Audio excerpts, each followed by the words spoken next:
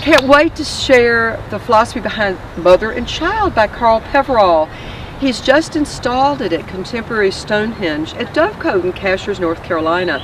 I absolutely love the lines and the bonding and every bit of this movement of this beautiful statue.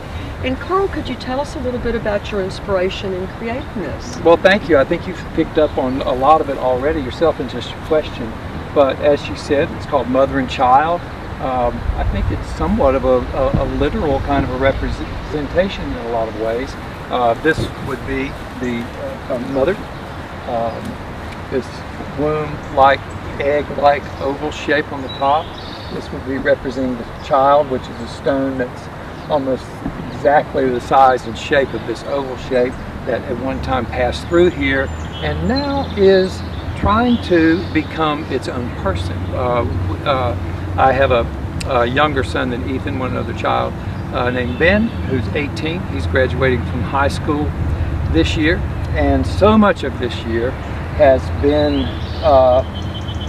so concerning to my wife, the mother, because she is trying to present him to the world in the very best prepared way that she possibly can. And of course, we all know that women have much more important, significant, and worrisome roles, perhaps, than men tend to devote their time to in child rearing. But this has been a year of his preparation to be sent off into the world. So here's the mother. The two are still connected. This is kind of an arm-like gesture where he's being put on the pedestal there to the world, you know, as everything he could possibly be.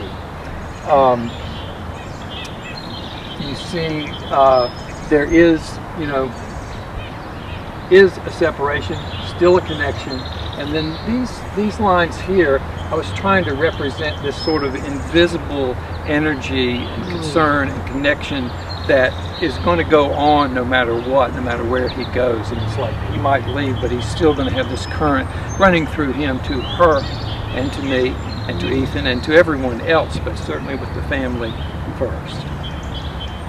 And what is the material that you've used? Well, what type of stones?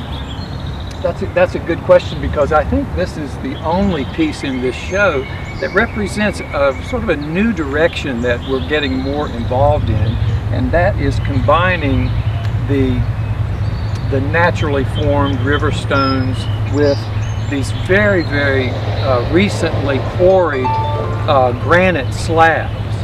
And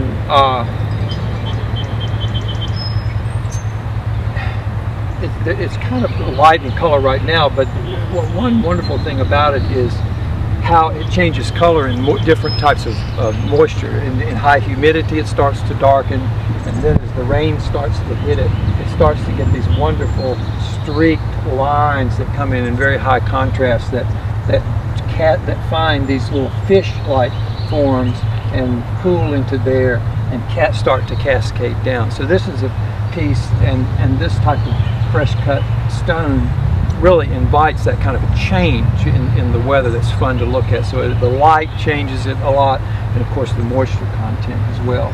Another thing about these slabs is that they are quarried very, very, very flat.